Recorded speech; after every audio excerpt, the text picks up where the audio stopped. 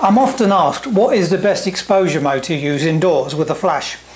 It's a good question, but obviously the settings will vary depending on the subject and the ambient lighting and the type of shot that you want to take.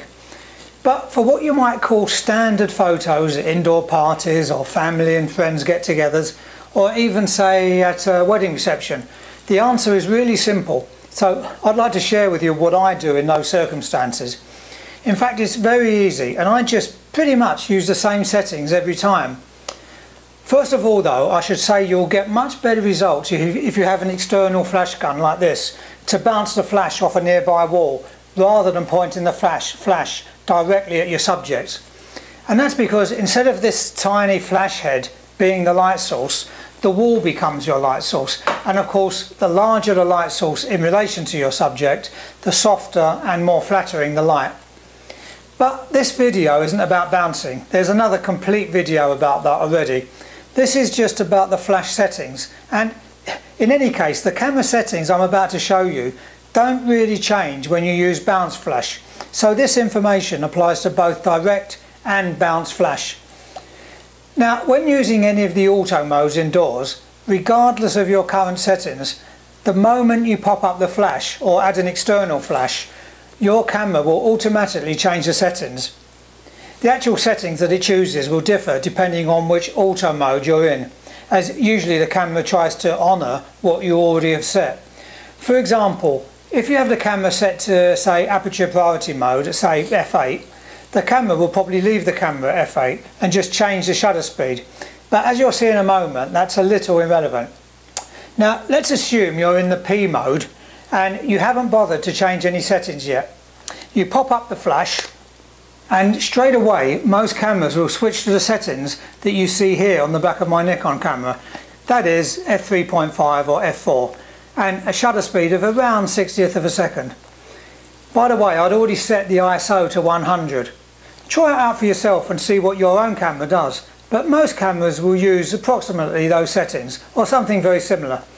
Now, unless you've deliberately changed something, your flash will still be in the default ETTL or ITTL mode. That is, it's auto mode. So that means you should get a reasonable exposure. Even if your subject moves nearer or further away from the camera, the exposure should still be okay, even at the same settings, because the camera adjusts the flash output automatically. That's why you generally get decent exposure with flash, regardless of the shutter and aperture settings. Now, I touched upon this subject in a video from my other course, but now I want to go into more detail about the actual settings, so I'm going to use that video footage. I took this first shot of Jane inside a pub with some lovely warm ambient light around the bar area. I actually shot it in the manual mode, but deliberately used exactly the same settings that the camera would have given me in the program mode. That is, a shutter speed of 1/60th of a second, aperture f4. Popping up the flash doesn't usually affect the ISO, so I manually set it to ISO 100. So those were the settings, that was my starting point. The trouble with those settings is that although your subject may be properly exposed, they might also look like they've been photographed inside a cave with a very dark background. Now, how dark depends on the ambient light levels in the room.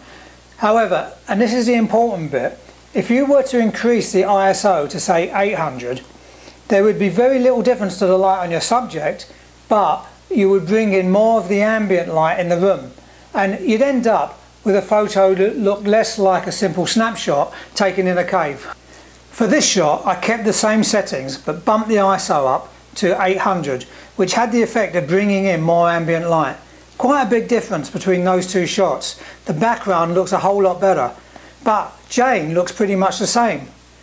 But why did Jane turn out the same? You'd have thought that she might have been overexposed, considering that everything else seemed to lighten up.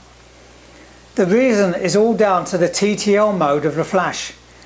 Because the flash was in its default auto setting, ITTL or ETTL or whatever your camera calls it, the camera compensated for the extra sensitivity of the higher ISO and just put out less light, so keeping the exposure on Jane the same. Don't forget that the background wasn't lit with a flash hardly at all. So these are the general settings I use when I'm at an indoor gathering or party. manual exposure mode, aperture f4, 60th of a second, and I'll switch the aperture to f5.6 if I'm taking a group photo, so I have a larger depth of field to make sure I get everyone in focus. And that's it. Sure, using the high ISO will give me a little more noise in the image, but I'd rather have a slightly noisy image with nice light rather than a clean image with light that's not so good.